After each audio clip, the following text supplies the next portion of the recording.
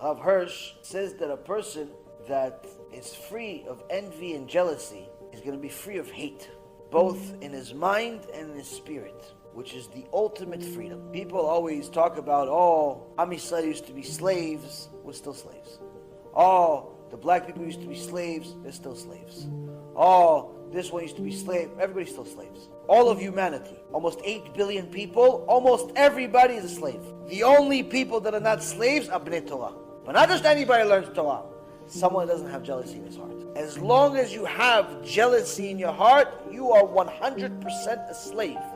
A slave to your desires, a slave to your hatred, a slave to things that are controlling you and are simply poison. Poison controlling your life.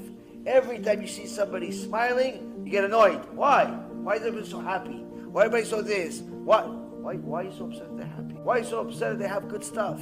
It's poison.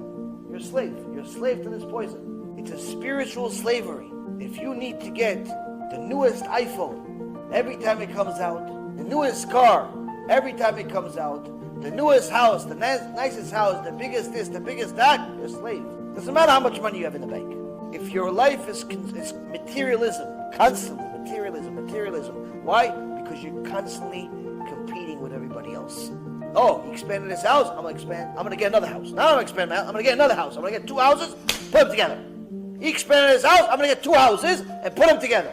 Sometimes you go to certain neighborhoods, you see the competition. For years, everybody was like normal, modest, decent, normal houses. All of a sudden, one neighbor decides to expand, put a balcony. Decides to put a balcony, decides to expand his yard, decided to add a floor, something. Miraculously, everybody else has the same idea. He expanded his garden, everybody else expanded. He put a gate, everybody puts a gate. He's adding a floor, everyone wants to add a floor all of a sudden. All of a sudden, everybody wants, what? You lived in this house for 25, 30 years, everything was good. So what happened now? You have to do all this stuff. Oh no, it's the times. What times? What? You saw your neighbor? But you don't have any kids. It's 2 people with a dog. Why are you adding 8 more rooms to the house?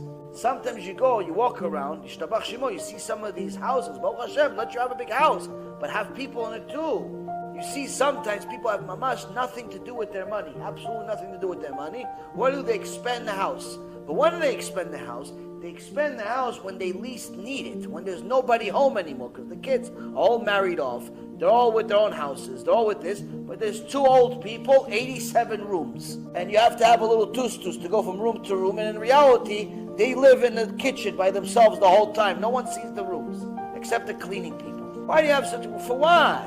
Why do you have it? Oh, you have it because your neighbor did it. You're a slave to you should call your neighbor my master. Master. Why? Because he's your master. You're constantly chasing him, constantly trying. You're a slave.